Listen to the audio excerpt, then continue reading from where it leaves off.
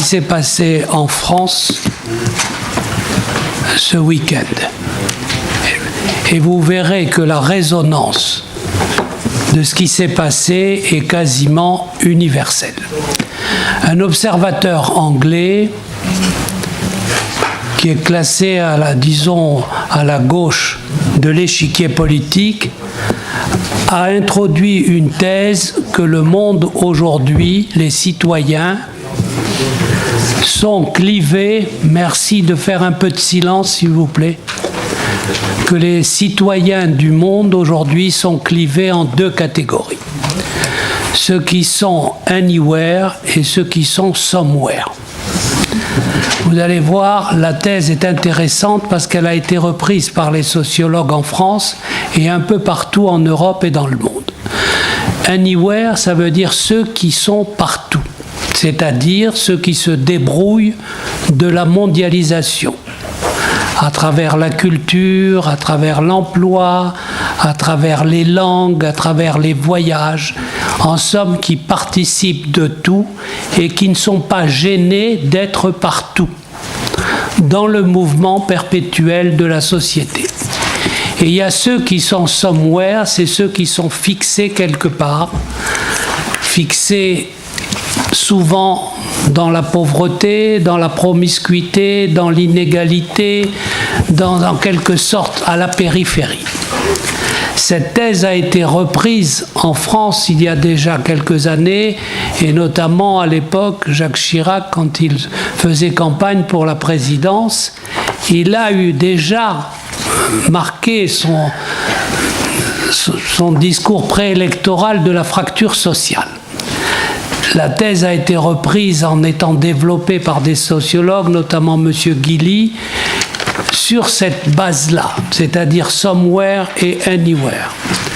Je pense que quand on a un colloque sur les citoyens du monde, on doit réfléchir à ce clivage entre citoyens, à ce clivage de civilisation.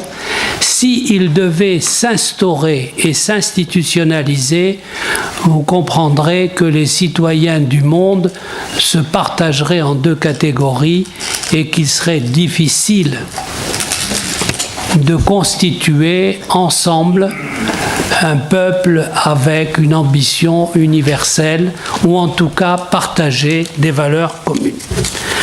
La deuxième remarque que je voudrais faire, elle m'a été inspirée par l'ouvrage d'Olivier Giscard d'Estaing qui s'appelle « Construire l'Union mondiale ». J'espère que vous l'avez tous lu, ça vous préparera à ce colloque.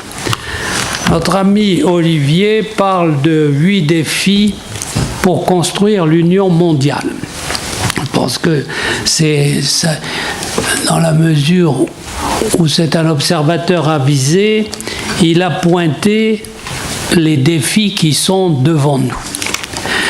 Je dirais qu'à travers ces défis, le monde aujourd'hui est confronté à quelques problèmes qui, si il ne trouvait pas d'explication, d'interprétation, de solution, c'est difficile, mais en tout cas, s'il n'était pas abordé par les gouvernants, poserait un problème aujourd'hui et cliverait définitivement les gouvernants des peuples. Et dans ce cas-là, on ne sait pas de quel côté pencheraient les citoyens. L'un des premiers que la France s'est illustrée de manière symbolique, majestueuse, c'est la question du réchauffement climatique. Comme vous le savez, la France a organisé la COP21 et aujourd'hui, la prise de conscience est universelle et je pense que c'est un des défis majeurs auxquels nous sommes confrontés.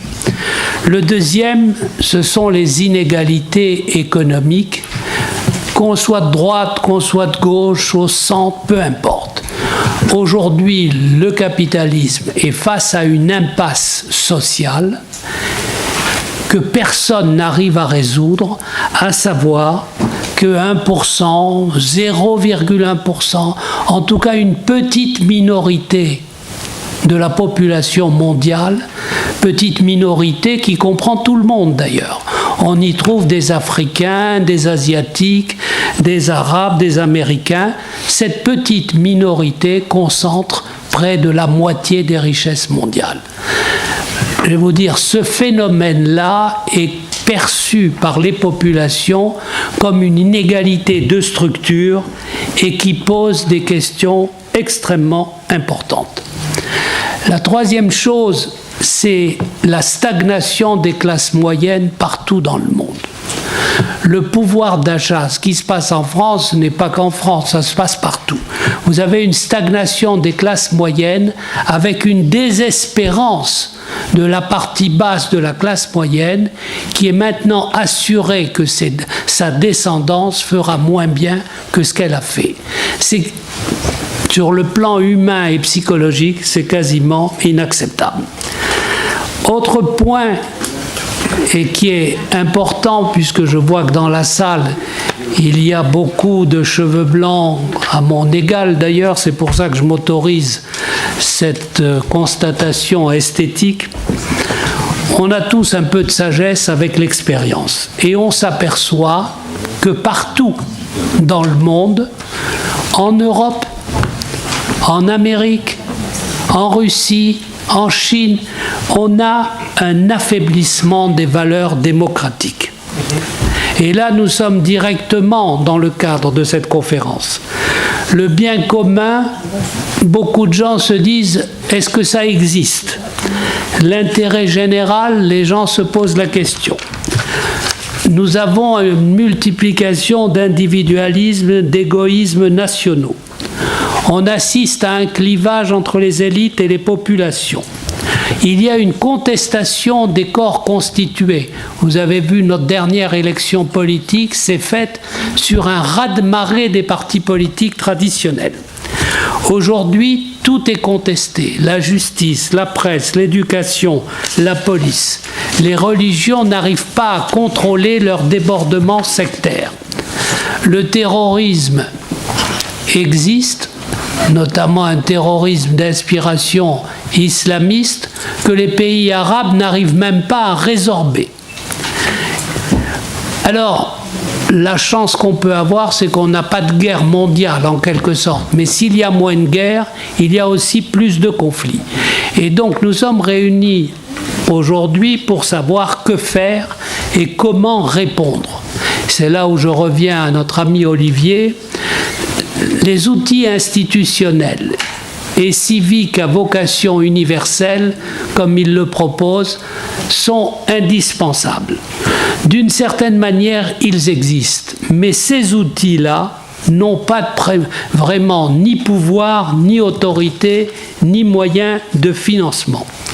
Par ailleurs, dans le monde, les différentes unions font face à une contestation de leur propre structure et en même temps, on assiste à un affaiblissement des valeurs démocratiques. Vous voyez, on est là devant une situation extrêmement préoccupante et à laquelle nous allons essayer d'apporter quelques réponses. Je vais demander maintenant à notre ami Olivier Giscard d'Estaing, qu'on ne présente pas. Son nom a illustré l'histoire de la République. Il est ancien député, il est cofondateur de l'INSEAD, il est surtout d'une vivacité, j'allais dire perpétuelle. En tout cas, longue vie à ta voix qui porte depuis si longtemps et qui aujourd'hui est attendue. Merci, c'est à toi Olivier.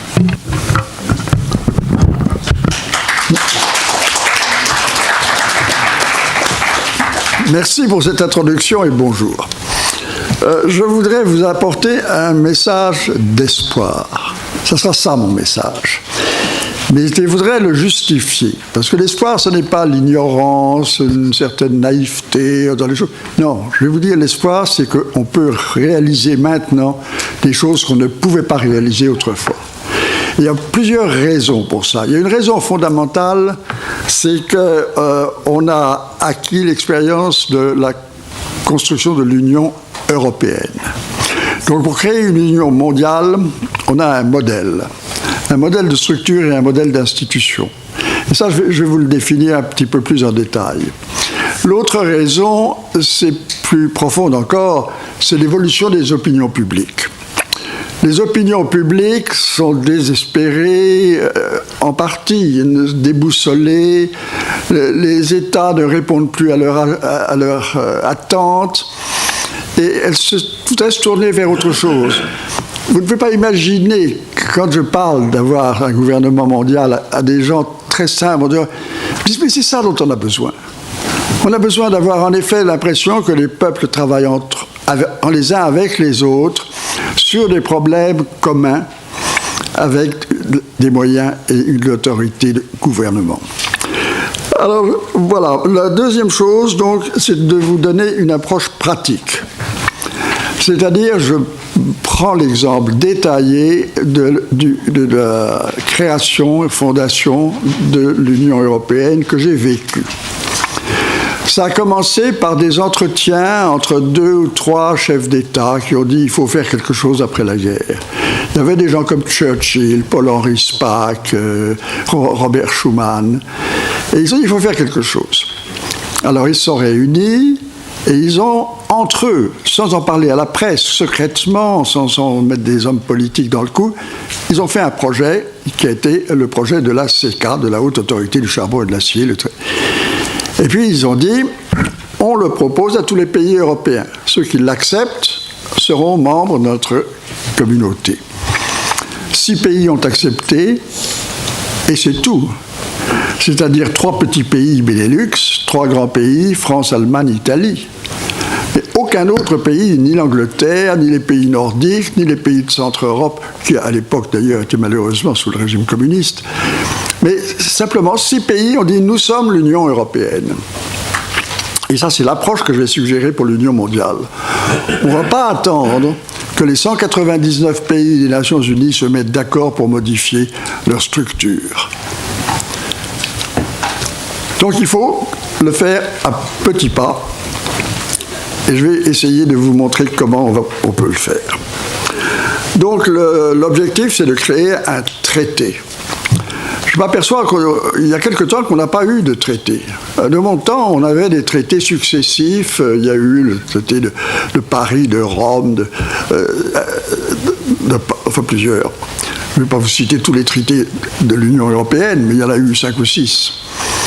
Mais ça s'est arrêté brutalement et on n'innove plus tellement, et on n'a plus tellement à innover dans ce domaine. Il faut faire fonctionner ce qu'on a. Ce n'est plus un problème institutionnel. À l'échelle de l'Europe, c'est un problème institutionnel. Car nous avons une lacune de gouvernance dans les grands problèmes du monde. L'ONU a été créée pour répondre aux risques de guerre, pour la paix. Sa mission, c'est la paix. Mais ça n'est pas de gouverner le monde. Alors, il y a des agences de l'ONU qui ont des spécificités de fonctions, mais sans autorité, ni sans moyens réels, malgré le très bon travail qu'ils s'efforcent de faire chacun dans leur secteur.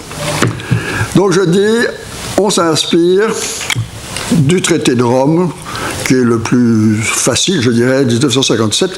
Et d'ailleurs, j'ai écrit le traité qu'on pourrait faire pour l'Union mondiale. Il est disponible dans un livre que j'ai écrit.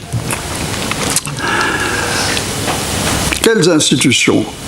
Il faut mettre en place une commission. On évite le mot gouvernement parce que tout le monde dit supranationalité. Bon, une commission, c'est neutre. C'est ce qu'on a fait pour l'Europe. On a un gouvernement européen quand même plus ou moins. Enfin, c'est la commission. Alors avec des commissaires. On ne fera pas l'erreur de prendre un commissaire par pays, ce qui serait d'ailleurs pitoyable, surtout si on a un nombre de pays importants pour cela. Et ça a été une erreur de l'Union européenne de le faire. Parce qu'un commissaire n'est pas là pour défendre ni représenter un pays. Il est là pour jouer son rôle multinational. Les opinions des pays se manifestent à travers les conseils des ministres et le Parlement. Donc il faut avoir une commission avec des membres de la commission, qu'on appellera les commissaires. Et l'ensemble parlementaire. Alors, un parlement, bicamériste ou pas, on peut choisir. Le bicamérisme peut avoir un avantage, surtout si on le fait avec une assemblée normale et un conseil économique et social. Car les conseils économiques et sociaux sont moins politiques et sont souvent de très bons conseils et de recherche d'accords.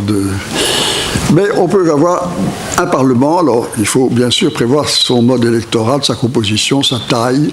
Ça pose pas mal de problèmes qu'il faut résoudre. Il faut que cette nouvelle institution applique le problème, l'approche de subsidiarité, qu'elle ne s'occupe que des problèmes qu'une nation ne peut pas résoudre tout seul, et qu'elle n'a pas à se mêler de la gouvernance nationale de tous les problèmes. Elle n'a pas à s'intéresser à la teneur chimique du chocolat, ou de l'âge de la maturité, ou du divorce. Tout ça, c'est national. On n'a aucune obligation mondiale de le faire. Les religions ont un rôle mondial et peuvent essayer d'influencer, mais pas les gouvernements. Il faut laisser là une très grande liberté. On ne s'enferme pas dans des règles comme ça mondiales imposées. Donc, il faudrait qu'elle s'occupe d'un certain nombre de fonctions. Ces fonctions sont, je mettrais en premier, bon, je ne veux pas les classer par ordre d'importance parce qu'elles sont toutes fondamentales. La fonction je dirais la fonction sociale, la fonction de l'emploi, des richesses, de lutte contre la misère. C'est quand même une des fonctions essentielles. Ensuite, une fonction dans le domaine de la culture. Nous allons demain nous réunir à l'UNESCO, ce qui est à mes yeux l'organe le plus intéressant dans l'ensemble des filiales de l'ONU. C'est-à-dire la formation, la culture, la préservation de la culture mondiale dans tous les pays du monde. Parce qu'on en détruit, on les conserve mal, et c'est une fonction qu'on devrait engager ensemble.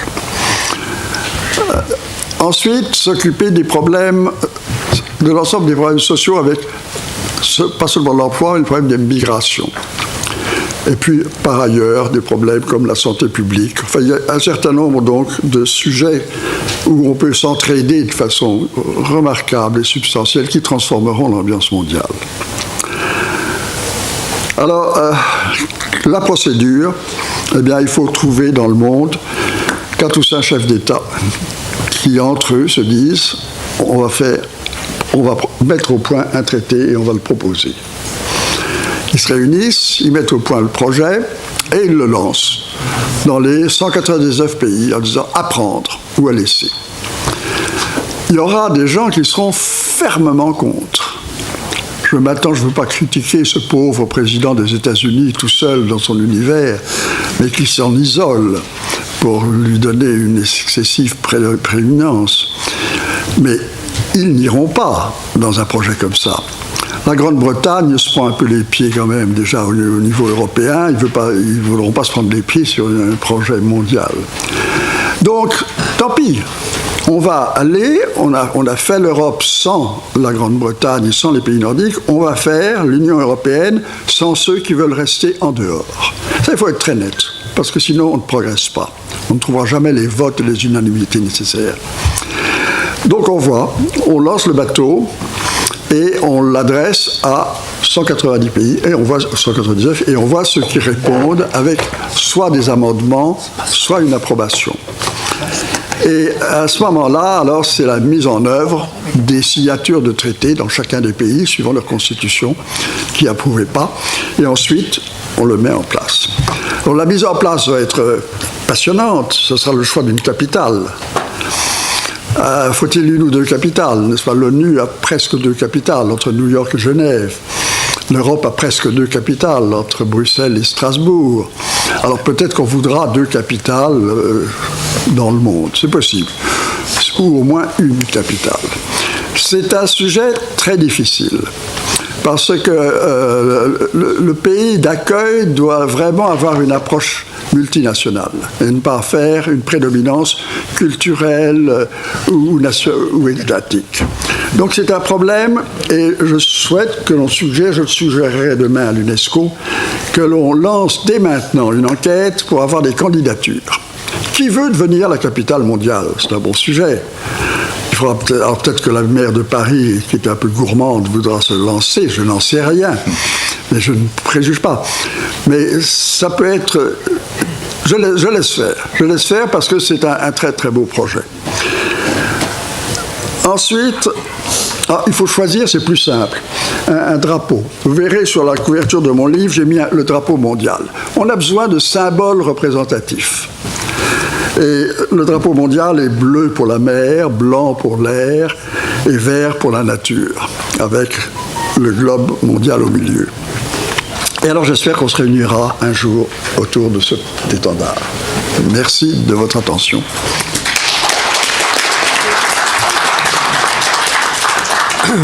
Merci Olivier pour cette proposition, d'après toi, réalisable. En tout cas, c'est une proposition qui fait fi des obstacles et qui va directement vers une construction et s'inscrit dans le multilatéralisme aujourd'hui. Merci pour cette intervention. Nous allons poursuivre avec Olivier d'Argentlieu. Vous êtes l'initiateur de la marche des citoyens vers l'unité politique de la planète. C'est à vous, Monsieur d'Argentlieu.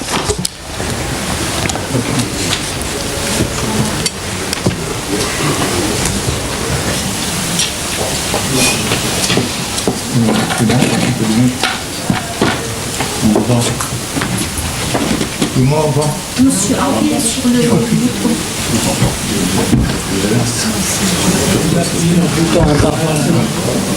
Encore une fois. C'est quand c'est bon, ça marche. Merci. Comme vous le voyez, je suis à moitié aveugle, sinon à moitié sourd, donc tout va très bien. Comme prévu, je vais maintenant de manière très rapide et donc par moments assez abrupte vous présenter la marche des citoyens du monde vers l'unité politique de la planète, qui est un mouvement que nous avons engagé formellement il y a 5 ans maintenant. Alors, ce mouvement, il est jeune, comme un enfant de 5 ans. Un enfant de 5 ans, ça ne doute pas de ce qu'il pourra faire dans le monde. Et en même temps, il est extrêmement fragile dans un monde d'adultes et de grandes personnes, parfois sauvages et féroces. Donc je vous remercie de porter l'attention à ce jeune mouvement qui s'inscrit dans un passé lointain et en continuité avec ce que nous avons entendu ce matin sur la déclaration de 1948. Vas-y. Vous avez devant vous le logo du mouvement, la marche des citoyens du monde vers l'unité politique de la planète. Ce n'est pas un gadget. Je me permets, maître, de vous dire que si vous ne connaissez pas bien les mouvements des citoyens du monde, vous pourriez remplacer les mots des citoyens du monde, tenez-vous bien, par de l'humanité. La marche de l'unité, la marche de l'humanité vers l'unité politique de la planète. C'est ça notre idée de fond qui est en arrière-plan de ce mouvement. Hop. En 2009, Boutros Ghali est interviewé dans une radio, France Inter en l'occurrence, et on lui dit « Qu'est-ce que vous pensez que deviendra l'ONU ?» Et il dit c'est très simple, il y a d'abord eu une ONU, c'était la SDN, elle s'est cassée la gueule avec la Deuxième Guerre mondiale. Ensuite, lui a succédé l'ONU 2, c'est l'ONU 2 que nous avons actuellement, disait-il, et que nous avons toujours. Eh bien, il dit, je pense qu'il y aura un jour une ONU 3, plus efficace et plus démocratique. Ça n'est pas tombé dans l'oreille de sourds. D'autant plus qu'il a ajouté, sinon, la planète restera le champ clos des rivalités entre les nations. On pourrait tendre un petit peu l'oreille et regarder les yeux sur ce qui se passe dans le monde actuellement. Je crois que le propos de Boutros Ghali était une intuition prémonitoire. Alors d'ailleurs, nous avons été tellement frappés que ça, c'était le moment où nous relisions le manuscrit du livre « Le prodigieux pouvoir des citoyens du monde », qui est à l'entrée, si vous voulez le consulter. Si certains veulent se le procurer, on n'a pas parlé, il y a une petite liste, il suffit de mettre son nom et son adresse et on vous l'enverra. C'est pas tombé dans les d'un sourd, et moi j'ai pris contact avec Boutros Ghali à ce moment-là, et tout aussitôt il m'a dit, écoutez, je préfacerai très volontiers votre livre car je l'ai lu et il rejoint tout à fait nos idées. Et nous avions un coup de chance. Edgar Morin, qui se flatte d'être un des tout premiers citoyens du monde dans sa jeunesse, dans les années 60, nous a dit, et moi je me sens en plein accord avec ce livre. Alors ça nous a encouragés, et c'est la raison pour laquelle nous avons décidé, en 2013, de lancer officiellement dans le monde contemporain quelque chose que nous avons appelé la marche des citoyens du monde vers l'unité politique de la planète. Au début, nous ne disions pas vers l'unité politique de la planète. Et puis on s'est rendu compte qu'il faut se méfier des mouvements qui se mettent en marche, mais on ne sait pas très bien d'où ils vous mettent. Donc il est prudent de savoir où on veut aller. Eh bien, nous voulons aller vers l'unité politique de la planète. Alors, le plus simple, je vais m'adresser à vous pour que ce soit un peu plus vivant, comme si vous ne connaissiez pas la marche, et je vais vous dire, est-ce que vous voulez faire quelque part avec nous? Au début, ça va être très facile, vous allez voir. Après, ça deviendra un peu plus dur. Après, il y aura quelques murmures, et peut-être que nous ne serons plus très bien nombreux à la fin de mon exposé. On va voir. Le premier pas, c'est regardons ensemble l'état du monde. C'est extrêmement facile. Je vais accélérer le propos parce que ce sont des choses connues. Nous partageons tous les analyses. Olivier Giscard d'Estaing, avec qui nous parlions tout à l'heure, nous avons exactement le même regard sur le monde actuel. Alors, ça va, Denis, Je ne vois pas le moment. Je vois où je suis, mais est-ce que je suis là? 97 est à Oui. L'organisation politique actuelle de la planète, c'est 197 États souverains. C'est un club de concertation qui est l'ONU de 1945 et c'est un certain nombre de traités internationaux. Cet état des choses mérite un petit commentaire, c'est que les États souverains, les États-nations, États souverains, c'était un très bon cheminement de l'humanité, car ça a amené un peu de discipline. L'ONU de 1945, même chose. Tout ça, ça a permis, entre autres, de faciliter la décolonisation, la reconnaissance de l'indépendance des pays et la reconnaissance de la non-ingérence dans les autres. Fin du colonialisme. Mais nous ne sommes plus en 1945 et on peut se poser la question, pourquoi? Parce que nous avons dit, et je disons, ce dispositif n'est plus adapté au monde contemporain. Alors, pourquoi? Eh bien, pourquoi ce dispositif n'est-il plus adapté au monde contemporain?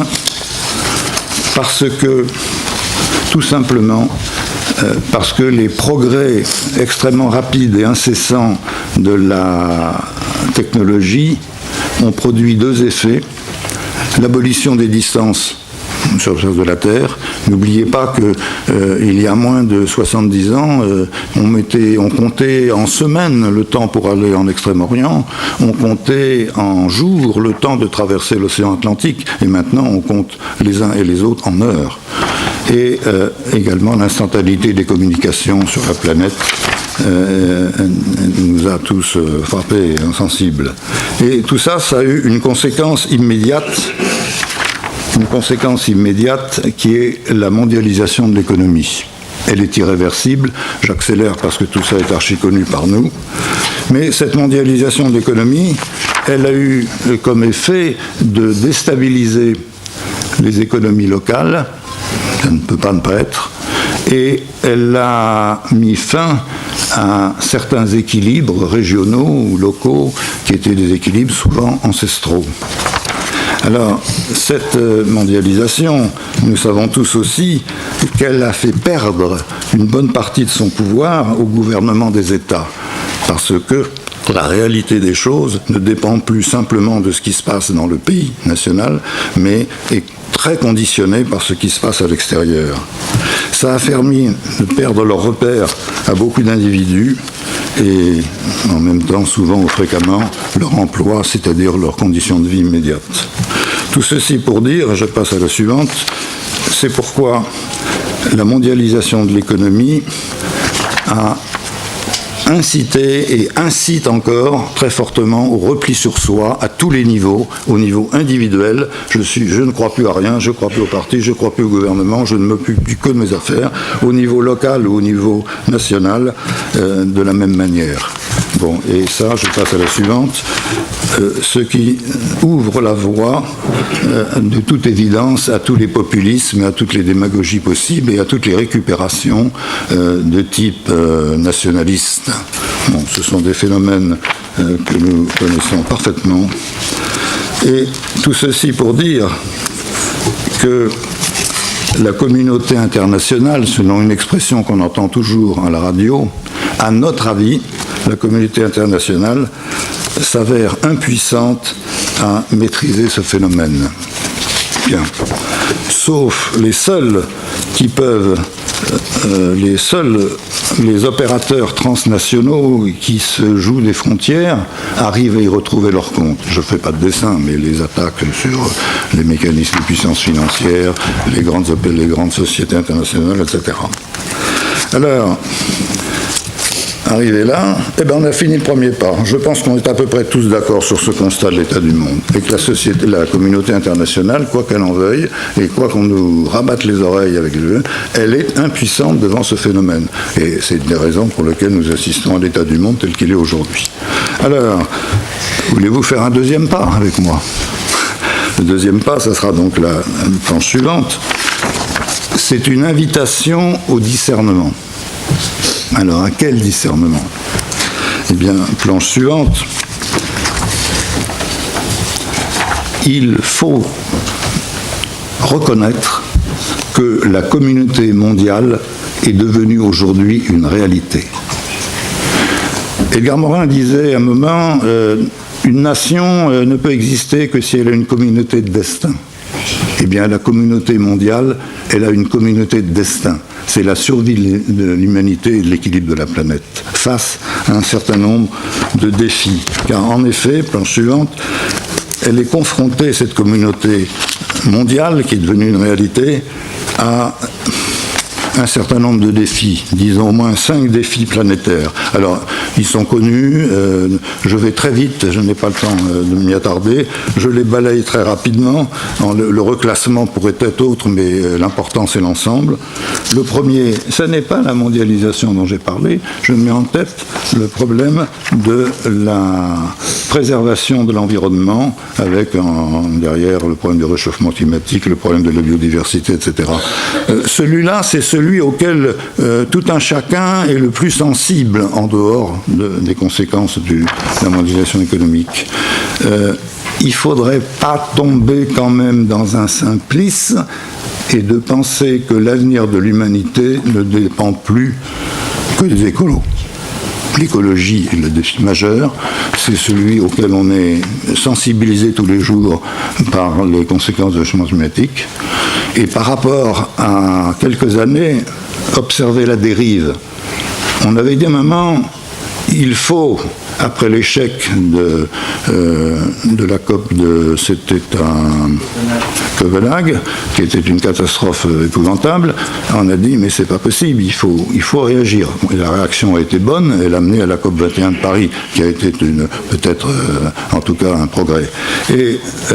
Mais il ne faudrait pas s'imaginer que tout est ordonné autour de ce défi. En effet, planche suivante, le défi que nous avons classé numéro 2, c'est évidemment la neutralisation des conflits régionaux. Quand on pense aux dégâts collatéraux et quand on pense à la façon dont les différents lieux où il y a des conflits régionaux ne voient aucune issue à cause du rapport de force entre les États, en direct ou en sous-main, c'est un défi énorme et qui s'accompagne de plus en plus d'effets secondaires. Le drame des populations civiles qui sont victimes des combats et les problèmes d'immigration qui s'en suivent, etc. Le troisième, je balaye aussi très vite, c'est évidemment l'harmonisation des échanges commerciaux à travers la planète. Il y a eu l'OMC a donné ce qu'elle a donné. Lorsque l'on voit certaines ruptures d'équilibre par rapport aux accords commerciaux ou la guerre commerciale, puisqu'on en parle maintenant, on voit bien qu'il y a là un défi permanent, important. Quatrième défi, tel que nous l'avons noté, c'est la faim dans le monde, qui est quand même un problème énorme, et les problèmes de santé, les pandémies, bien sûr, notamment dans les pays auxquels on ne pense pas toujours, mais en Afrique, même extrêmement fort, et mettons avec les migrations massives de populations affamées ou malheureuses ou malades. Bon. Alors, le dernier, en fait, on se demande d'ailleurs s'il fait partie du package, mais je pense qu'il peut en faire partie, c'est le respect des droits humains fondamentaux, qui devient un défi mondial vu le spectacle auquel on assiste dans un certain nombre de pays. Et avec lui, on peut également évoquer le drame de la corruption et des crimes organisés qui quand même pèsent extrêmement lourd sur l'évolution de l'humanité. Alors ces défis-là, ils sont au niveau planétaire. Donc la communauté mondiale, elle est vraiment en présence de ces défis.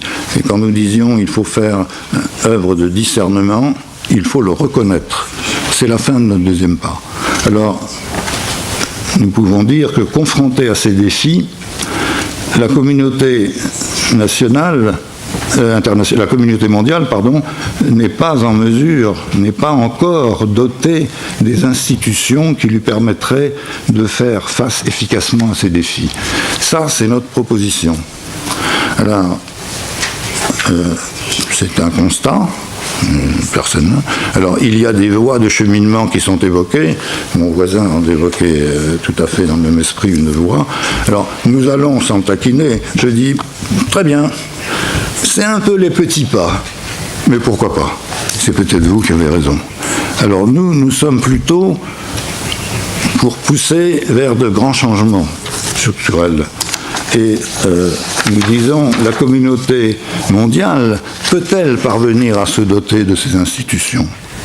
Et je vous emmène dans un nouveau pas, où là peut-être vous me suivrez un petit peu moins, c'est qu'il faut prendre conscience d'un enseignement de l'histoire extrêmement important, dont je suis frappé de voir qu'il y a très peu d'historiens et d'historiens sur le long terme y font allusion.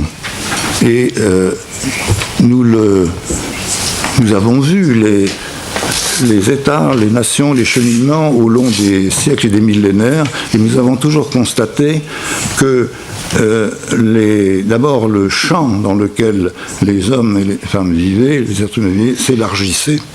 Donc le phénomène auquel nous assistons actuellement n'est jamais que la suite de cet élargissement. Mais dans le même temps, regardez, demandez aux historiens de le relever, quels sont les royaumes, quels sont les empires, quelles sont les communautés qui ont réussi à survivre et à se développer? La réponse, elle est catégorique. Uniquement celles qui se sont trouvées dotées de 3 composantes institutionnelles majeures. Premièrement, des règles observées par tous. Deuxièmement, une autorité qui veille au renouvellement des règles et qui ensuite veille au bien commun. Et enfin, une représentation de la population qui, dans le meilleur des cas, édicte les règles et contrôle l'autorité. C'est la démocratie. Eh bien, est-ce que la communauté mondiale peut être dotée de ces règles? Nous posons la question et la réponse, nous l'avons dans la planche suivante. Nous pensons que techniquement, elle existe. Elle a un nom, c'est le fédéralisme. Et le fédéralisme, je passe extrêmement vite, d'autant plus que mon voisin en est un professionnel, et c'est lui d'ailleurs qui nous a amené la lumière sur ce point-là. Le fédéralisme constitue opportunément il conjugue la primauté de l'intérêt général et l'équilibre des pouvoirs internes. Alors, le fédéralisme ne s'applique. Il ne s'agit pas, en faisant appel au modèle fédéral au niveau mondial, de supprimer les nations et les États. Bien au contraire, il s'agit simplement de les fédérer. Donc la question que nous posons, c'est est-ce possible ? Est-ce possible ? Et nous tombons là sur un pas suivant que je vous propose de faire avec nous, et là ça devient très difficile. J'ai tendance à dire non, ça n'est pas possible. Parce qu'il y a un obstacle majeur. L'obstacle majeur, c'est que nos esprits, nos formants, nos cultures ont été tellement à nous formater à l'État souverain, à l'État-nation, que nous avons du mal à en sortir. Et c'est tellement vrai que l'observation, c'est que nous avons du mal à imaginer qu'il puisse y avoir d'autres acteurs sur la scène mondiale que les 197 autres pays. Et je suis frappé de voir que beaucoup d'auteurs, beaucoup d'universitaires, beaucoup de gens se contentent de commenter les évolutions possibles entre les 197. Et extrêmement peu. Nous n'avons pas dans la tête cette habitude. Et c'est probablement l'obstacle majeur. D'où la voie que nous avons choisie dans la marche. Et cette voie, la voie choisie, elle tient en 2 points. Je passe à la planche suivante aussi. Pour débloquer cette situation, nous avons décidé de concentrer nos efforts sur 2 points. Un premier effort, c'est de faire partager cette analyse au plus grand nombre pour qu'il y ait un mouvement de compréhension, un mouvement d'adhésion fort à ce besoin d'institutions fédérales mondiales. J'évoque 2 noms, je ne sais pas s'ils sont projetés sur la planche, j'espère oui, ils sont. J'évoque Stéphane Hessel, qui m'avait dit quand on écrivait le bouquin, attention Olivier, attention, faites bien attention que dès le début, cette opération soit enracinée sur les 5 continents et dans tous les pays, sans quoi ça devient une affaire d'un clan ou d'un pays, ou des Occidentaux, ou des choses comme ça. Et la seconde, c'est Antonio Guterres, que j'écoutais à la radio il n'y a pas longtemps, il y a quelques jours, et qui disait c'est bien joli, on va peut-être faire évoluer l'ONU, on va peut-être faire des arrangements, mais rien ne pourra avancer s'il n'y a pas un consensus, une perception et une mobilisation des citoyens à travers le monde. Donc, dont acte. Alors, j'ai à peu près fini, parce que je vois que j'ai dépassé mon temps. Je n'ai pas lu le papier parce que je ne peux pas lire, mais c'est pas grave. Nous portons une attention particulière dans cette affaire à ceux qui peuvent être des acteurs politiques crédibles, c'est-à-dire pas les démagogues, pas les populistes, et pas non plus, hélas, et Dieu sait que je suis bien placé pour le connaître comme d'autres, pas ces formations politiques qui n'ont qu'un souci, c'est le nombre de sièges qu'ils vont pouvoir avoir, donc avec le statut des élus et les retombées de financement pour le parti.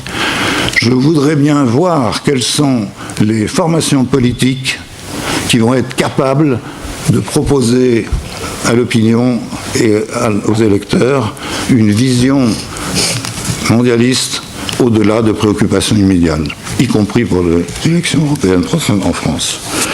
Alors, cet effort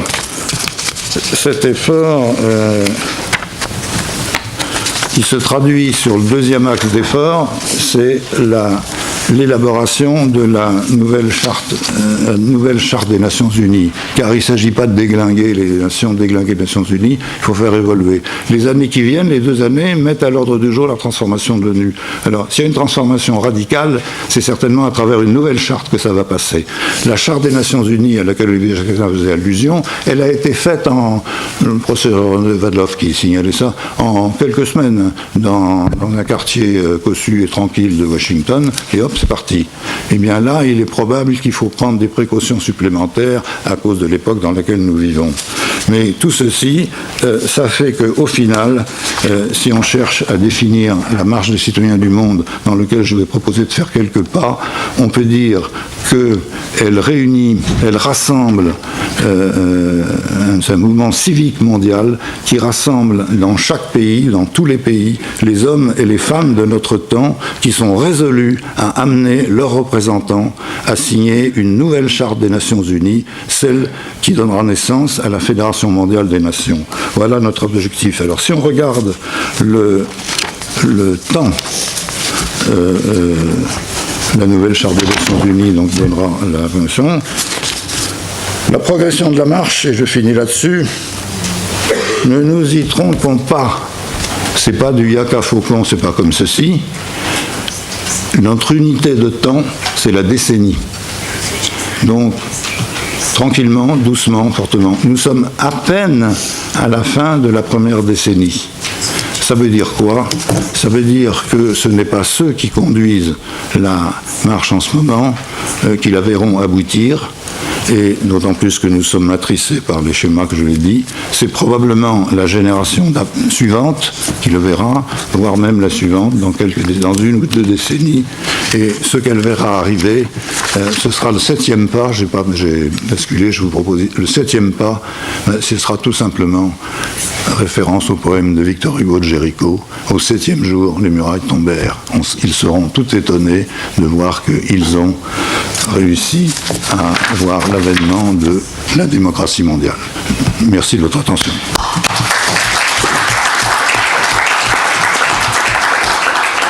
Merci, Monsieur d'Argentlieu, pour cette vaste fresque mondiale. Vous avez évoqué une communauté de destin, ce qui rejoint le propos d'Olivier Giscard d'Estaing. Je pense quand même que vos deux interventions s'inscrivent dans un cadre humaniste, mais je pense qu'il faut aussi préciser qu'aujourd'hui, il y a une évolution technologique qui va peut-être à rebours de cet humanisme, à savoir que le progrès que nous observons avec les GAFA, Google, Amazon, Apple, le progrès qu'on voit avec les NBIC, les nanotechnologies, les biotechnologies, le cognitivisme, tout ça crée une société digitale qui ne s'embarrasse pas de l'humanisme et que par rapport, dans les années qui viennent, il y aura une très forte compétition dans ce domaine et qu'il faudra chercher à humaniser également ce secteur de l'évolution technologique qui est en train de contrôler à la fois les États et la vie des citoyens. Voilà, je pense que cette première séquence est terminée. Je vais demander à notre ami Adama Daouda Kouadio, vous êtes un élu du 19e arrondissement de Paris, vous êtes responsable d'une ONG représentée auprès des Nations Unies, de poursuivre la médiation et la modération de ce débat. C'est à vous, cher monsieur Kouadio.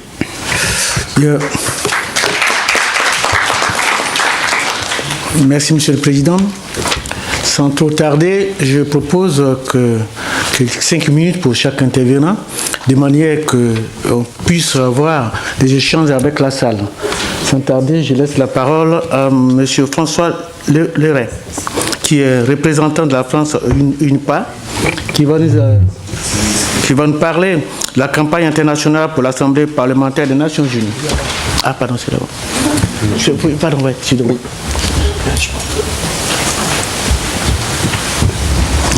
C'est à vous. Oui, bonjour à tous. Merci pour cet événement. Je suis ravi et honoré d'être parmi vous aujourd'hui. Donc, je suis là pour représenter la campagne internationale pour une assemblée parlementaire des Nations Unies. Je vais tenter d'être assez rapide, mais le sujet, même si j'ai essayé de le condenser, est tout de même un peu vaste. Donc je vais vous faire un état des lieux d'où en est cette campagne, dans un premier temps. Vous pouvez enchaîner. Donc l'objectif évidemment c'est de donner une voix aux citoyens du monde, on est tous là et nous philosophiquement effectivement on est extrêmement raccord avec tout ce qui a pu être dit jusqu'ici. Ensuite, s'il vous plaît, la suite. Tout ça est parti en 1999, une première impulsion suite au sommet de l'OMC à Seattle, première contestation qui font d'ailleurs un petit peu écho au diagnostic social actuel auquel il a été fait allusion tout à l'heure. Et déjà à l'époque, 150 parlementaires du monde entier ont réclamé la création d'une assemblée parlementaire de l'OMC. Des personnalités ensuite très connues se sont exprimées sur le sujet de la gouvernance mondiale.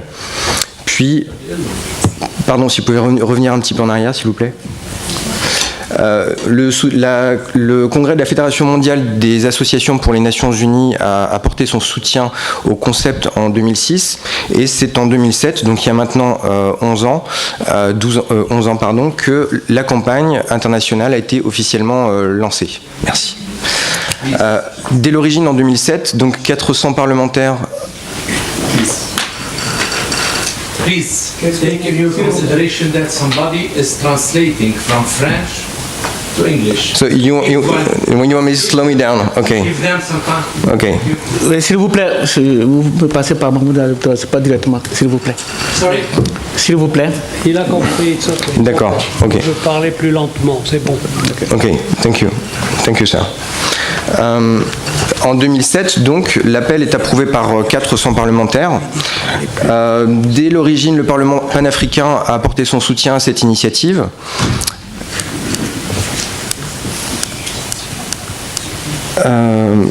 Pardon. Ensuite, je vais aller faire assez vite parce que j'ai cru constater que nous n'avons pas beaucoup de temps. Les parlements régionaux qui soutiennent la campagne. Donc là, vous avez un résumé. Le Parlement panafricain, le Parlement latino-américain, le Conseil de l'Europe, le Parlement du Mercosur en 2011, l'Assemblée législative de l'Afrique de l'Est a apporté son soutien à l'initiative en 2013, le Parlement panafricain à nouveau en 2016, et plus récemment le Parlement européen en 2017, puis de manière très importante en 2018, puisqu'en juin dernier, une résolution a été votée par le Parlement européen invitant l'ensemble des États membres à apporter leur soutien à la campagne internationale pour une assemblée parlementaire des Nations Unies, dans l'objectif de le mettre à l'ordre du jour du sommet 2020 des Nations Unies, pour les 75 ans donc, de l'organisation. Et donc il nous reste quelque part 2 ans, l'objectif il est un peu là, et l'enjeu de...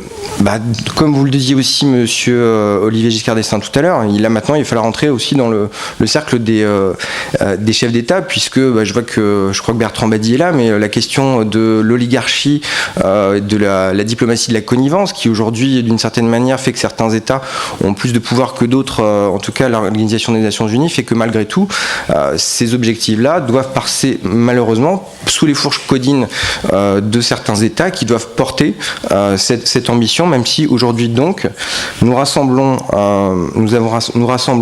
1500 parlementaires, 1544 précisément en 2018, anciens et actuels, issus de 122 pays dans le monde, qui ont tous signé cet appel pour la création d'une assemblée parlementaire des Nations Unies. Là, vous avez une carte qui illustre grosso modo la densité de répartition de ce soutien. Alors évidemment, on constate des grands absents, et qui sont parmi sans doute les plus influents, ou en tout cas des membres du Conseil de sécurité qui sont de grands absents. Et vous voyez que dans les pays, je dirais, traditionnellement occidentaux, le soutien est plutôt assez fort, ainsi que plus généralement les pays de l'OCDE, plus l'Afrique et l'Amérique du Sud.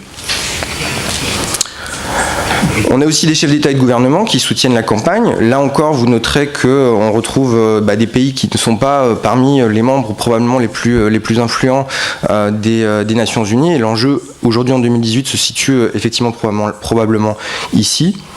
Nous avons également quelques prix Nobel qui ont signé cet appel. Alors aujourd'hui, c'est quoi l'actualité de cette campagne ? Donc très récemment, lors de sa 42e assemblée plénière, l'Association mondiale des associations pour les Nations Unies s'est exprimée en faveur de cette initiative. On a une initiative aussi qui n'est pas inintéressante. Le Congrès mexicain, très récemment, a aussi demandé au gouvernement mexicain d'implémenter cette solution à travers son droit.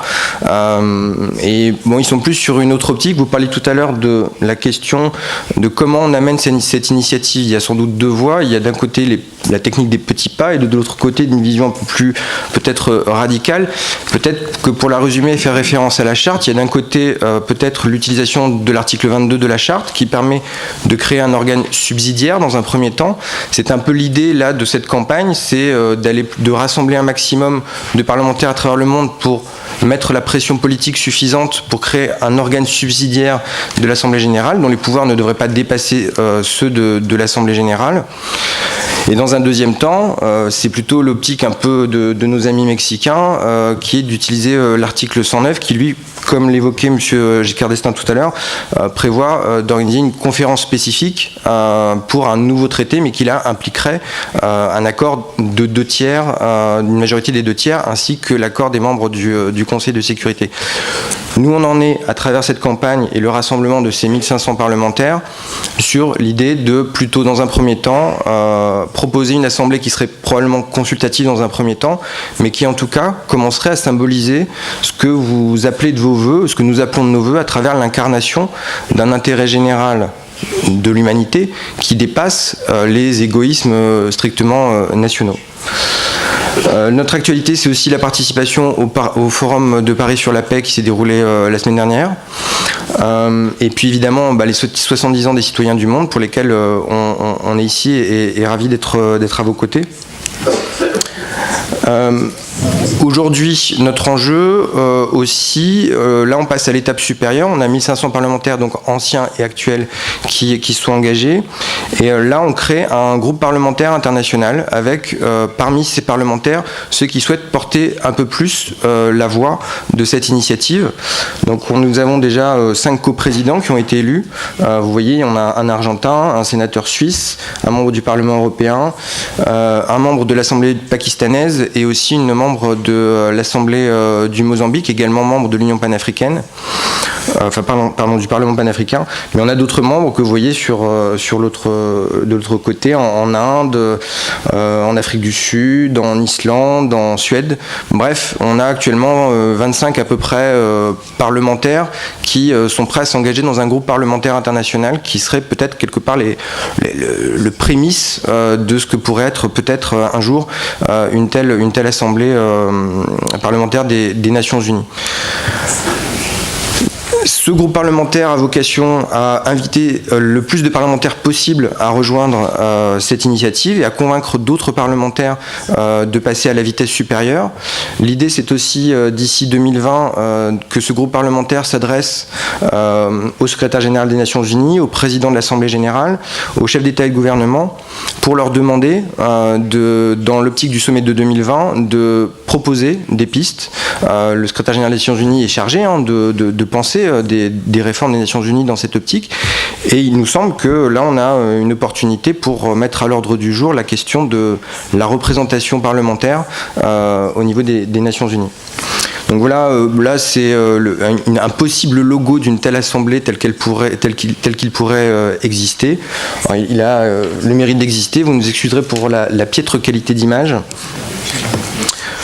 Une question qui revient très souvent, c'est comment créer une telle assemblée. C'est effectivement, ça peut sembler quelque chose d'assez complexe, voire une sorte de rêve.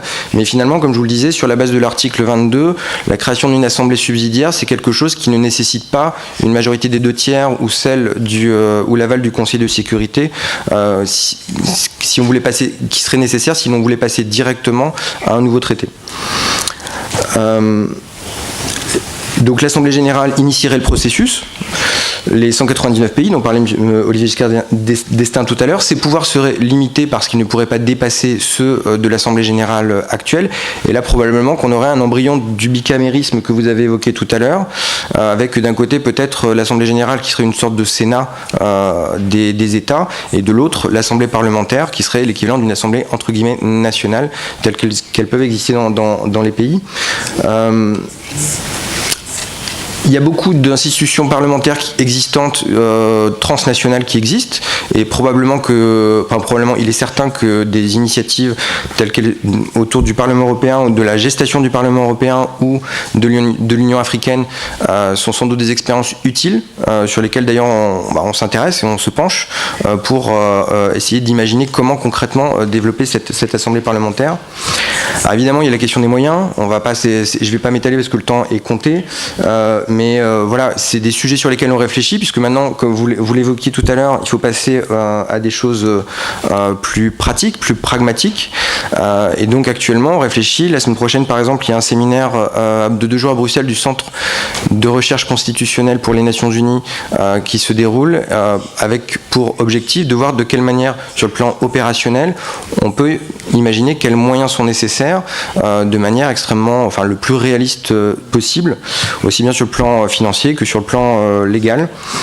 Pas oublier non plus que, même si effectivement vous aviez raison de le souligner tout à l'heure, les nouvelles technologies ont aussi un aspect déshumanisant, c'est aussi un moyen, si l'on doit créer une communauté à l'échelle de 7 milliards d'individus, de pouvoir atteindre un maximum de personnes, de citoyens du monde, à des coûts, je dirais, raisonnables, parce que si demain on imaginait de créer un parlement mondial sur le modèle d'un parlement national, il est, sauf, je dirais, changement radical de fonctionnement des institutions internationales, ce serait très très difficile sur le plan des moyens d'imaginer que y ait des sessions parlementaires telles qu'elles existent aujourd'hui dans des assemblées nationales. D'autant plus qu'aujourd'hui, il y a des technologies qui se développent sur, par exemple, vous avez tous entendu parler de la technologie des blockchains, qui permettent de certifier, de faire des transactions sur le plan, en tout cas numérique, de confiance, et qui permettrait par exemple de sécuriser un processus de vote à l'échelle internationale, puisque là on imaginerait, dans ce processus démocratique là, on passe à une autre échelle, et où là il n'est plus question d'aller avec son bulletin de vote dans une urne, et on passe à une autre dimension. Et les nouvelles technologies permettent d'apporter des réponses, même si, évidemment, il ne faut pas que les nouvelles technologies enlèvent l'humain qui est au cœur de cette démocratie mondiale en gestation. Je vous passe rapidement, parce qu'on n'a plus beaucoup le temps, vous dire que cette campagne est hébergée par une ONG qui s'appelle le Démocratie sans frontières, qui est basée à Berlin, dont le coordinateur général est Andreas Blumel. Je crois que certains d'entre vous le connaissent. Il y a un secrétariat composé de bénévoles, dont je fais partie, et puis des représentants dans une vingtaine de pays dans le monde, dont vous avez la liste ici, mais je vois qu'en me retournant que c'est décalé, donc je m'excuse aussi de la présentation. Voilà, ici je vous mets quelques contacts, c'est très simple. Le site internet c'est unpacampaign.org, sur lequel vous pouvez retrouver l'ensemble des documents, l'ensemble des signataires de la campagne. Tous les 1500 signataires parlementaires sont tous identifiés dans leur pays, leur nom, la date de signature. Il y a aussi les personnalités et puis les simples citoyens, puisque vous-même, n'importe qui, moi-même j'ai signé il y a quelques années quand je suis tombé sur ce site internet. Et la société civile est aussi invitée à s'en emparer. Donc, je crois que effectivement, je vais m'arrêter là parce que j'ai sans doute été beaucoup trop long et je vous remercie pour votre attention. Merci François Lerrer de nous éclairer sur les idées que, d'une part, c'est vrai qu'au départ, c'est un peu utopique, mais ça devient carrément une réalité par rapport aux élus dans les différents pays du monde, notamment en Afrique, au Mexique, en Amérique latine, etc. C'est une très bonne chose. En tout cas, ça rentre dans les cadres de notre réflexion de ce matin et de cet après-midi. Je vous remercie. Sans tarder, je vais laisser la parole à M. Ali Raben, spécialiste des migrants. Rasbin, spécialiste des migrants et des questions stratégiques énergétiques au Moyen-Orient, président de l'Académie de la géopolitique de Paris, directeur de la revue géostratégique et IS, qui va nous parler un peu, disons, un nouvel ordre mondial. Merci, M. Ali. Je vous laisse la parole. Merci bien, Monsieur le Président, Mesdames et Messieurs. Je suis obligé de raccourcir apparemment 1, 2, pour les conclusions. Et comme vous le savez, le monde a commencé le 3e millénaire dans la tempête de la crise financière aux États-Unis et en Occident, avec pour prélude des guerres préventives ayant entraîné les États-Unis, l'OTAN, l'ONU dans les bourbiers irakiens et afghans. Le Proche et le Moyen-Orient, qui tout au long du XXe siècle ont joué un rôle primordial dans la géopolitique mondiale et sont restés avec le début du XXIe siècle le principal lieu d'impact des stratégies internationales. Le destin de la guerre ou de la paix et le passage à l'avenir se joue dans cette région qui, en raison de ses capacités, constitue le menace névralgique du monde contemporain. La guerre de terreur lancée contre la Syrie, l'Irak, la Libye et le Yémen ne cherche pas uniquement à les détruire physiquement, mais à détruire aussi leur identité historique et civilisationnelle et leur image aux yeux du monde.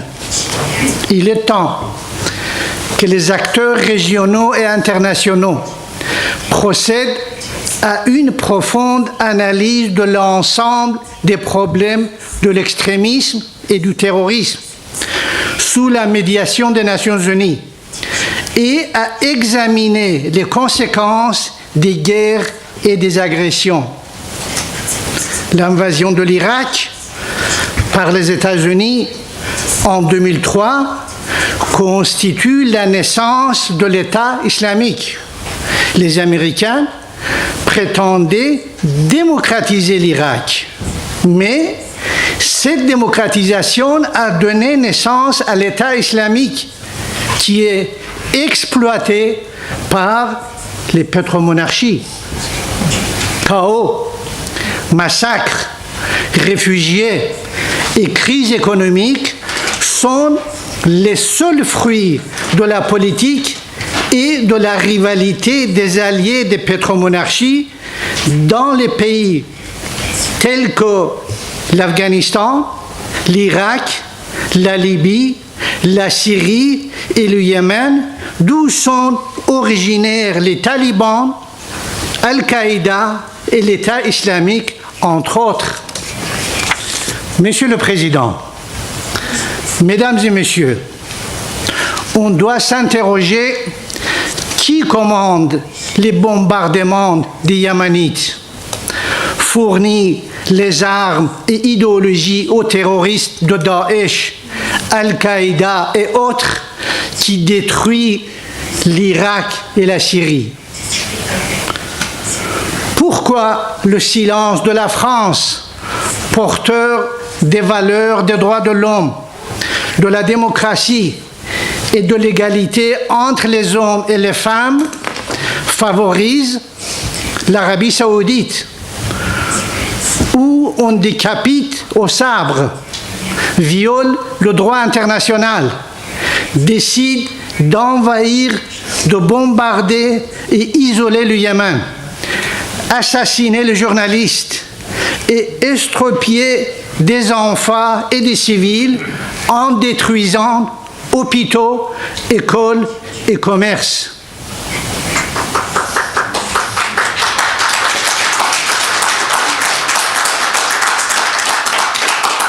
D'après UNICEF, un enfant meurt toutes les 10 minutes au Yémen, de faim, de soif, de choléra. 14 millions de Yéménites ont besoin d'une aide alimentaire d'urgence.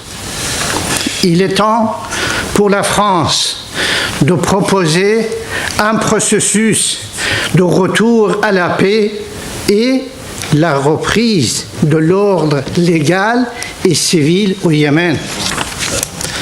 La culture et l'éducation de tous en vue de la justice, de la liberté et de la paix sont indispensables à la dignité humaine et pour accomplir les devoirs sacrés de l'État-nation. Face à tout ce chaos et ces massacres, il convient de se demander où sont les instances internationales qui veillent à la justice, à la liberté et à la paix, éléments indispensables à la dignité humaine au sein de toutes les nations.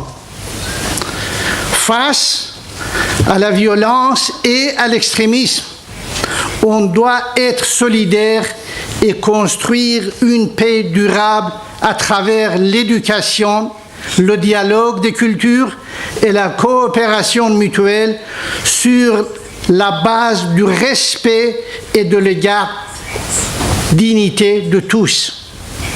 Actuellement, la Charte des Nations Unies reste l'unique document crédible à l'échelle internationale, rédigé il y a 73 ans au nom des peuples des Nations Unies. Elle titre sa légitimité des peuples du monde.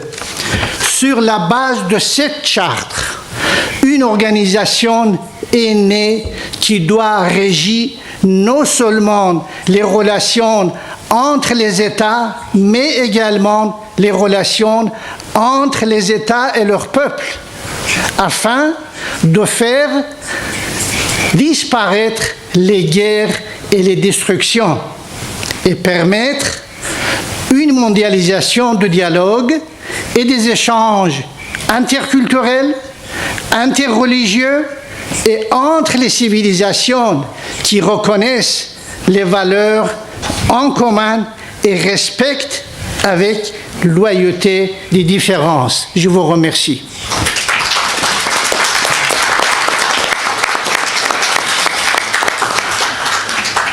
Merci beaucoup. Merci, M. Ali Roth-Bent. Vous nous fait un point sur le nouveau ordre mondial, le désordre, bien sûr, parce que nous sommes dans un monde où les États-nations, à travers ce que vous venez de énumérer, ont du mal à se positionner, surtout le monde politique et le monde démocratique, qui n'arrivent plus à visionner ce qui est, en tout cas ces dernières années, se positionner clairement, de prendre une position claire de manière à pouvoir décider dans un nouveau ordre mondial. Parce que là, on revient justement à ce que vous venez de dire, tous, en tout cas, nous sommes dans un monde mondial diplomatique qui ne répond plus ou presque plus à la réalité. Il va falloir peut-être réinventer, faire en sorte quand même que les choses se passent au mieux possible. Et pour le faire, je pense que ce que vous avez évoqué, c'est de faire en sorte que le peuple, la société civile s'en prenne, tu vois, de la situation actuelle. Merci beaucoup. Merci infiniment à vous. Je voulais aussi continuer avec M. Jean-François Billon. M. Jean-François Billon, qui est le président de l'Union européenne des fédéralistes de Rome-Alpes. Il nous parlera de l'histoire du fédéralisme, la lutte pour la démocratie mondiale. Je vous remercie, Monsieur le Président. Je m'excuse, je vais lire parce que je suis pas en très bonne forme et si je lis pas, ça va être compliqué. Bon, alors, c'est bien avant, en fait, les deux conflits mondiaux qui ont endeuillé le XXe siècle que des mouvements fédéralistes sont apparus sur divers continents, alors même que depuis longtemps ont été écrits certains des textes encore aujourd'hui fondamentaux pour les fédéralistes. Je parle par exemple des textes d'Emmanuel Kant, de Pierre-Joseph Proudhon, des pères de la Constitution américaine, Alexander Hamilton, John J. James Madison, par exemple. La liste serait longue, surtout également dans les dernières années. Mais c'est en fait vraiment après, avec la Première Guerre mondiale, que les mouvements fédéralistes modernes, par exemple Neuss Vaterland, Neues Vaterland en Allemagne, dont Albert Einstein est l'un des fondateurs et des piliers, font réellement leur apparition pendant la guerre de 14. Dès leur fondation, qu'ils privilégient l'aspect régional, on peut dire continental ou mondial, ces mouvements fédéralistes vont avoir une seule et même constance: refuser la souveraineté absolue des États, cause première des guerres, dénoncer le caractère confédéral et l'impuissance des ligues d'États souverains qui, comme la SDN, font la preuve de leur impuissance à réguler et encore plus à juguler l'anarchie internationale. Ces mouvements vont se développer progressivement et se renforcer à la veille et durant la Seconde Guerre mondiale. C'est en effet en 1938, à Londres, que Derek Ramsay, Charles Kimber, Patrick Ransom créent la Federal Union britannique, qui a des émanations dans divers pays du Commonwealth, en Afrique du Sud, en Nouvelle-Zélande par exemple, en Australie et même en Argentine. Et des contacts en France, en particulier avec Jean Monnet déjà à Londres, à la veille de l'éclatement du conflit. Ils ne connaissent pas encore le livre Union Now qu'un journaliste américain, Clarence Key Strait, correspondant du New York Times à la SDN, va écrire et vient de publier à New York. Union Now. Ce livre va donner une grande impulsion à leur mouvement naissant, de même qu'au mouvement fédéraliste américain, de même nom, mais indépendant. Durant le conflit en Italie, sur l'île de Ventotene, confinés par le régime fasciste, Altiero Spinelli, Ernesto Rossi et Eugenio Colorni rédigent le manifeste de Ventotene pour une Europe libre et démocratique, publié clandestinement à Rome en 1941 et qui reste aujourd'hui l'un des textes fondateurs du fédéralisme militant et même de plus en plus pour les fédéralistes mondiaux. Parallèlement, Federal Union en 1942 met sur pied à Londres un European Committee de Federal Union avec des représentants exilés de 14 pays européens. Alors qu'après la fondation clandestine du mouvement fédéraliste européen à Milan en août 1943, Spinelli et Rossi, au retour des Allemands en Italie, se réfugient en Suisse où ils entrent en contact avec d'autres exilés antifascistes, des réfugiés d'autres pays et les fédéralistes suisses de l'Europa Union, mais aussi à Genève, du mouvement populaire suisse pour une fédération des peuples qui est, lui, clairement dans une optique mondialiste. De même que les thèses du mouvement fédéraliste européen de Milan, ils élaborent une déclaration fédéraliste des résistances européennes, qui est rapidement diffusée dans la résistance européenne et en particulier en France, où va naître, à la fin du premier semestre 1944, dans Lyon encore occupé, le Comité français pour la Fédération européenne, fondé en particulier par l'ancien communiste André Ferrat et, on en parlera demain avec mon ami Alessandro Bresalin, par Albert Camus. Le secrétaire général de ce comité fédéraliste, de ce comité français pour la Fédération européenne, qui deviendra, à l'issue d'une conférence au printemps 1945 convoquée par Albert Camus et Altiero Spinelli à Paris, le comité international pour la Fédération européenne, puis le comité français pour une fédération européenne et mondiale, est un réfugié anti-nazi allemand, Francis Gérard Kumleben. Il restera sous le nom de Francis Gérard, longtemps l'un des animateurs français de l'Union fédéraliste mondiale, tout en siégeant à la commission nationale du MFE où je l'ai rencontré à la fin des années 70, juste avant son décès. C'est de cette effervescence fédéraliste, plus particulièrement dans les milieux de la résistance au fascisme et au nazisme, de l'Europe occupée, ou même de l'Allemagne. On sait que, par exemple, au camp de Buchenwald existait un comité de réflexion sur l'Europe avec Stefan Hessel et Eugen Kogon, concentrationnaire allemand et futur fondateur de l'UEF. C'est Stefan Hessel qui en a parlé récemment, avant sa mort, de ce comité. Mais cette effervescence fédéraliste est également vraie aux États-Unis et dans d'autres pays. Elle va déboucher en 1945-1947 sur une série de réunions à Paris, je l'ai dit, à Erstenstein, en Suisse, au Luxembourg, qui aboutiront à 2 congrès à Montreux à l'automne 1947. Le congrès de fondation du mouvement du World Movement for World Federal Government en anglais, aujourd'hui le World Federalist Movement, est le premier congrès de l'Union des fédéralistes européens fondé en décembre 1946 à Paris. L'UEF, par réalisme politique, veut procéder par étapes avec la création de grandes fédérations continentales, au premier rang desquelles la Fédération européenne. Elle va éclater dans les années 50 après l'échec de la CED et ses branches se réunifieront dans l'UEF Europe et la GF Europe au début des années 70. Le World Movement pour le World Federal Government, aujourd'hui World Federalist Movement, a vocation à regrouper sans limitation géographique ceux qui entendent fonder immédiatement une fédération mondiale jugée immédiatement réalisable et seule susceptible de protéger l'humanité de la destruction nucléaire. L'on peut schématiser rapidement l'histoire des diverses branches du mouvement fédéraliste mondial international en plusieurs périodes. Je ne redonnerai pas les sous-titres dans la suite de mon propos pour accélérer le débit.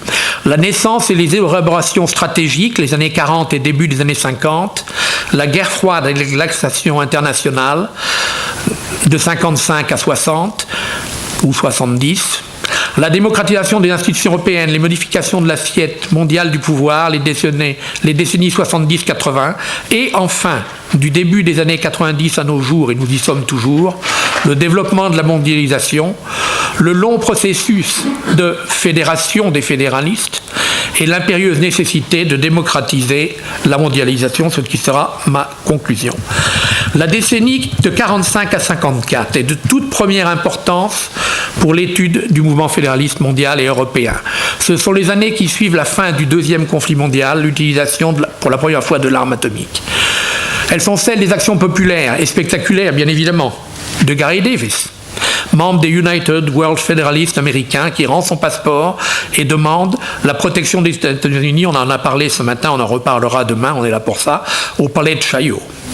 En 1949 et durant 12 ans, il soulève l'intérêt des plus grands intellectuels français et popularise l'idée de citoyenneté mondiale.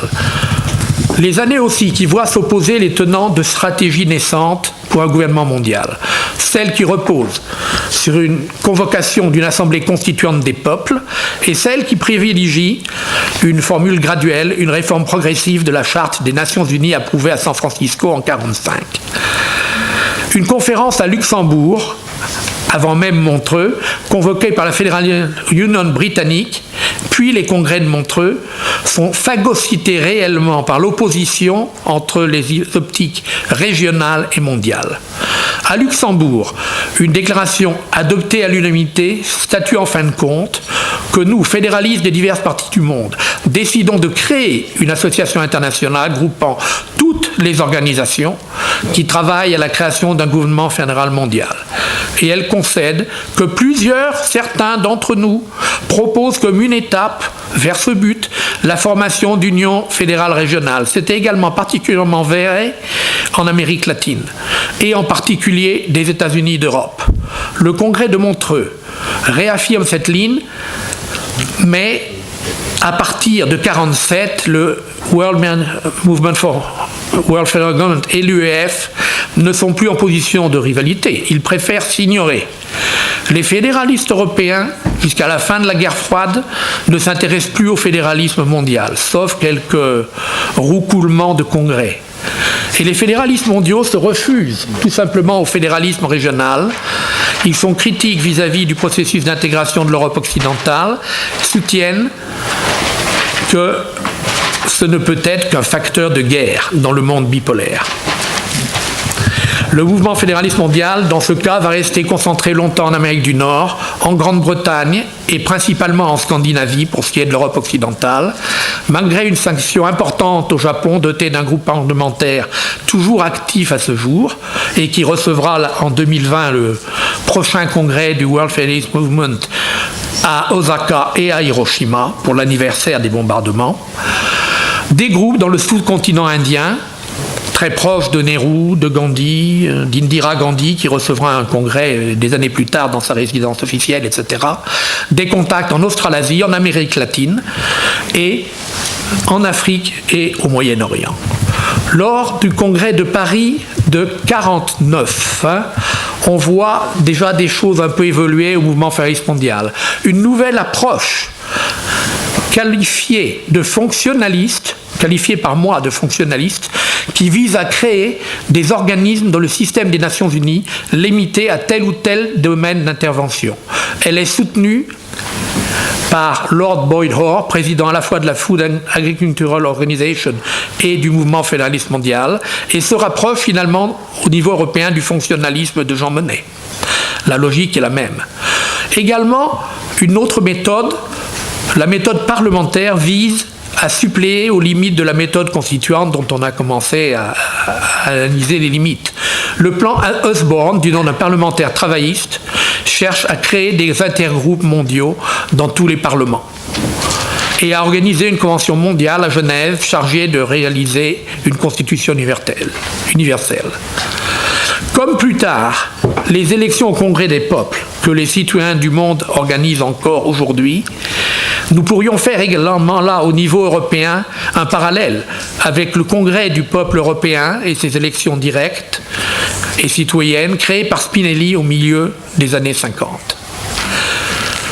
Aux États-Unis, les années de l'après-guerre sont également marquées par l'engagement politique important des savants atomistes américains groupés autour d'Einstein, au sein du Committee of Atomic Scientists en faveur de la Fédération mondiale.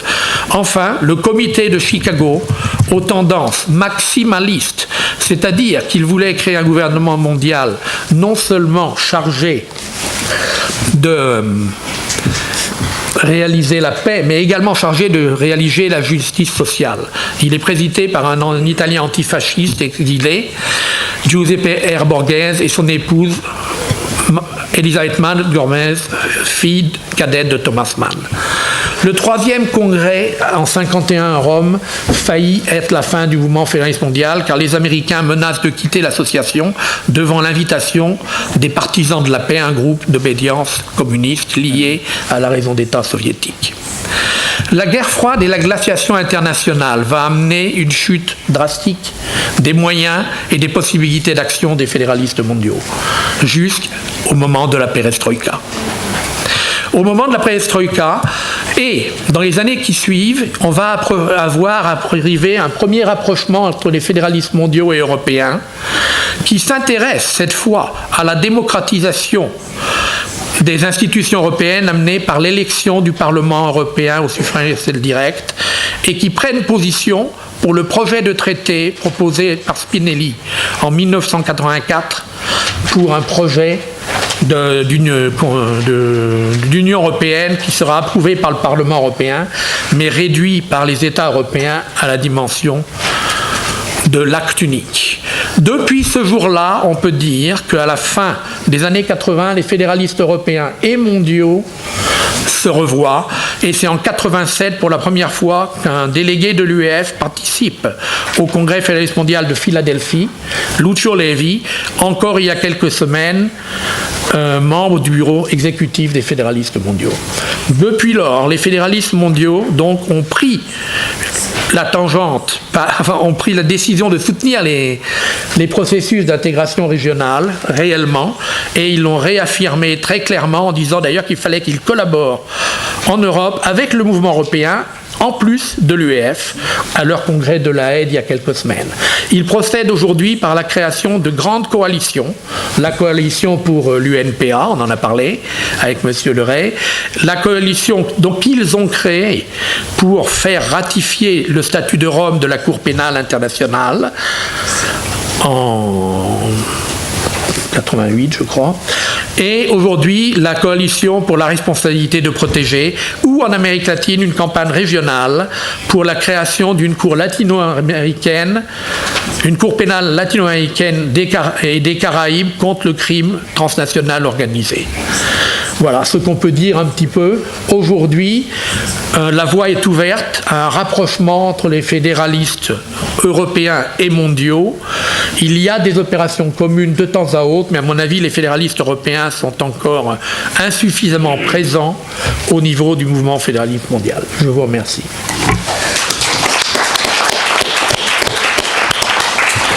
Merci, Jean-Francis Guillon. Merci d'avoir répondu et aussi expliqué avec brio le fédéralisme mondial. Merci. Je continue, je laisse la parole à M. Jean-Marie Collet, porte-parole de ICAM, France, prix Nobel. Il nous parlera du processus de désarmement nucléaire et l'état de la situation nucléaire. Merci. Bonjour à tous, merci beaucoup. Je vais rester dans mes 5 minutes imparties puisque je sais que la session d'après, elle commence à avoir un peu de retard. En fait, si je reste sur la session qui s'appelle « Quel avenir pour la démocratie mondiale ?», un avenir s'envisage s'il n'y a pas évidemment aujourd'hui de menaces ou de tentatives d'explosion nucléaire militaire, puisque c'est l'un des deux mots MAUX qui menace le plus notre démocratie, nos démocraties et notre humanité. Le second mot étant celui du changement climatique. ICAN est donc la campagne internationale pour abolir les armes nucléaires qui est née en 2007 et qui a décidé de travailler non plus sur ce que d'autres campagnes précédemment ont pu réaliser, puisqu'il y a toujours eu des campagnes sur les processus de désarmement nucléaire depuis 1945, c'est-à-dire d'arrêter de travailler ou de travailler moins, en tout cas sur les problématiques militaires, c'est-à-dire de ne pas travailler sur les problématiques liées à l'emploi en premier, par exemple de l'arme nucléaire, ou de concepts liés à la dissuasion nucléaire, mais en fait de travailler sur finalement ce que sont les armes et ce que donnent les armes si elles sont utilisées ou menacées d'utiliser, c'est-à-dire leurs conséquences, c'est-à-dire des effets catastrophiques sur l'environnement et sur les citoyens. Et en partant sur ce principe, ICAN en 2007 a travaillé avec un certain nombre d'États, est arrivé à obtenir auprès de différentes conférences internationales qui régissent les règles du droit international, du droit nucléaire, notamment au sein du traité de non-prolifération nucléaire. Alors je ne vais pas rentrer dans les détails. Un certain nombre d'États se sont dit, enfin pas un certain nombre d'États, en fait l'ensemble des États membres du traité de non-prolifération nucléaire ont dit qu'ils étaient d'accord pour reconnaître les conséquences humanitaires extrêmement graves des armes nucléaires et qu'il fallait respecter en tout temps le droit international humanitaire. À partir de cette petite phrase qui a été approuvée en 2010 par des États comme la France, la Russie et les 191 autres États qui sont membres du TNP, ICAN a pu travailler donc sur cet angle. Quelles sont les conséquences humanitaires des armes nucléaires? Comment est-ce que l'on peut faire face ou non à une explosion nucléaire militaire? Quels ont été les risques depuis 1945? Est-ce qu'il y a eu des accidents en France ou à travers le monde, aux États-Unis, en URSS, en Russie, en Chine, en s'alliant aussi avec des grandes organisations internationales comme la Croix-Rouge et le CICR. Différentes conférences internationales ont eu lieu, ont permis d'aboutir à des conclusions extrêmement sévères, qui en fait, émises notamment par le CICR, qu'il n'y a pas de possibilité de pouvoir venir en aide à des populations qui seraient face à une détonation d'armes nucléaires. Et que face en fait à cette impossibilité de pouvoir aider ces populations, il était nécessaire de mettre en place un régime d'interdiction, un nouveau régime juridique qui n'existait pas jusqu'alors. D'où l'idée de créer un traité d'interdiction sur les armes nucléaires. Je vous passe aussi quelques années de détails, puisque les négociations ont débuté, pour qu'elles se mettent en place en 2017, ont bien sûr débuté auparavant, et en mars, avril, juin et juillet 2017, les États étaient appelés à venir négocier au sein de l'Assemblée générale des Nations Unies un instrument juridiquement contraignant pour interdire les armes nucléaires, ce que l'on appelle aujourd'hui le TIAN, le traité d'interdiction des armes nucléaires. Ce traité a donc été adopté par 122 États, soit l'écrasante majorité des États du monde, en juillet 2017. Il est ouvert à la signature depuis septembre 2017. Alors pour qu'un traité entre en place, il y a deux phases. L'adoption, premièrement, au sein de l'ONU, c'est fait, 122 États, puis sa signature et sa ratification. Aujourd'hui, il faut 50 ratifications. Nous en sommes à 19 en cette fin d'année. Nous savons que nous allons avoir les 50 ratifications d'ici la fin de l'année 2019, ce qui permettra réellement de mettre les armes nucléaires, comme de les classer au même titre que les armes de destruction massive type biologique ou chimique, donc hors la loi. Ce traité est extrêmement important puisqu'il interdit un ensemble, c'est une interdiction globale sur les armes nucléaires, donc bien sûr l'usage, les transferts, mais également la menace d'emploi, soit directement en fait la politique de dissuasion nucléaire menée par les 9 États qui possèdent des armements nucléaires. Je reviendrai avec plaisir par des questions par la suite si on a le temps. Ce que je veux dire en fait, c'est que dans cette enceinte de l'Assemblée générale des Nations Unies, un certain nombre de diplomates, type notamment les Mexicains et de façon encore plus prononcée l'Afrique du Sud, ont annoncé que la mise en place de ce traité était la fin ou le retour, la fin de l'apartheid pour l'Afrique du Sud, l'apartheid nucléaire qui était mené par ceux qui gouvernaient, qui ont des armes nucléaires, et le retour de la démocratie pour le Mexique, puisque c'était bien un État égale une voix, la majorité des États du monde qui ont mis en place ce traité face à ceux qui possèdent des armes nucléaires qui, évidemment, aujourd'hui ne souhaitent pas rejoindre ce traité. Mais cette démocratie s'exerce aussi chez nous, localement, en France, au sein de notre Parlement, où un certain nombre de parlementaires aujourd'hui ont décidé de travailler de plus en plus sur cette question. Et à force d'action et de pression de la part de notre campagne en France, donc de ICANN France, et de dialogue et de reconnaissance de notre expertise, nous avons pu mettre en place et nous allons mettre en place, enfin du moins ces parlementaires vont mettre en place, pour être plus honnête, une commission une délégation à la dissuasion et à la non-prolifération nucléaire et au désarmement nucléaire, dans lequel la question de l'entrée ou non de la France au sein de ce futur traité d'interdiction des armes nucléaires va pouvoir être pleinement discutée. Les questions face à l'attribution de budgets nucléaires militaires extrêmement importants vont pouvoir être pleinement délibérées aussi. Donc on voit bien qu'il y a aussi un retour de la démocratie à travers ce futur organe qui va être créé dans les prochaines semaines. Voilà, je vais me limiter à ces quelques minutes de parole et je reste ouvert par la suite, soit maintenant, soit plus tard, à vos questions. Merci beaucoup, au revoir.